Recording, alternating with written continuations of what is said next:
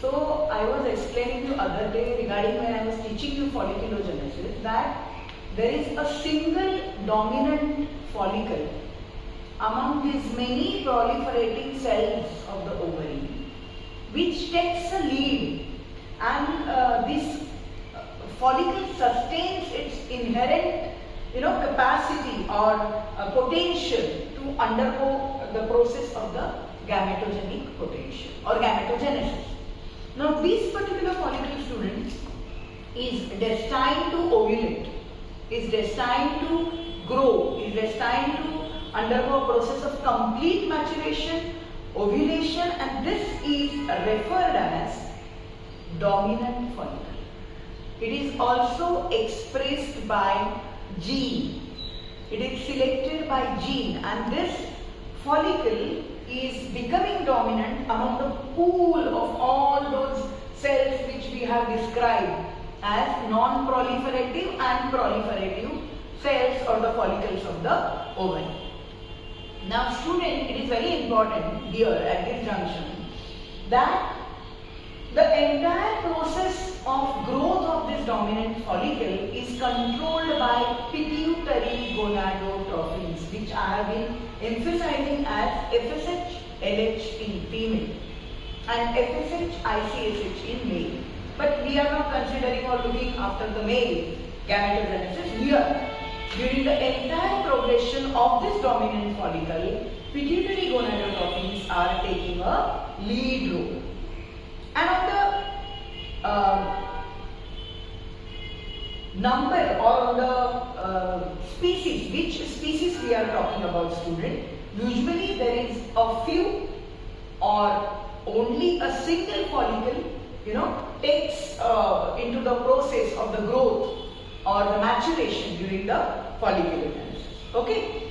Now, sometimes, which is very evident in primates and especially even in us, because we are coming under primates, women, that there is a single follicle which is becoming typically a elaborative or proliferative one in the process of the folliculogenesis, and this is called as dominant follicle, which gets everything like the number of hormones or number of all other things which are required for the growth in progression or in precision. Okay.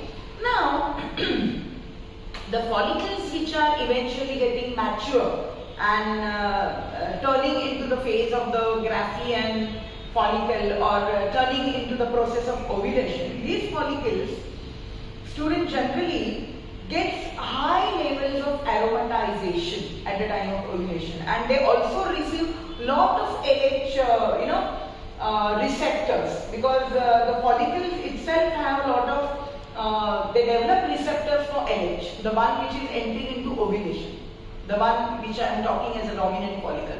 So it is a follicle which is getting a lot of aromatization. Aromatization is a process whereby androgens play a role in the formation of estrogen. So estrogen steroid, which is released by the follicles of the ovary, is being aromatized by androgens. Now that we are going to talk in our next session. But here, this follicle also has lot of, it develops LH receptors. So, the profuse flow of the LH is accepted by this maturing follicle or dominant follicle, and FSH receptors are less, so that it enters into the process of the ovulation. And very importantly, there are certain paracrine factors which are also playing a lead role, and they are called as vascular endothelial growth factors, that is capital VEGF. Now these are the paracrine factors which are playing role through vessels. They are also acting on this dominant or mature follicle, student, and they make a pathway of this dominant follicle towards the maturation related angiogenesis. Angiogenesis means one which is happening through the vessels. Now it is believed and it is stated that, student, there are certain purposes, there are certain fundamentals of this ovarian follicle. So, or I shall say the role of the ovarian follicle. What is it? Number one, ovarian follicle, student, preserve the resident oocyte, which we discussed in our earlier lecture. Okay, so it preserves the oocyte within the follicle. Number 2, it matures that oocyte at the optimal time, at the time which is optimum during the folliculogenesis. Then these follicles also, students, produce a hormonal milieu that develops a lush proliferative endometrium of the uterus. And it also sees that well-timed release of the ovum from the oocyte.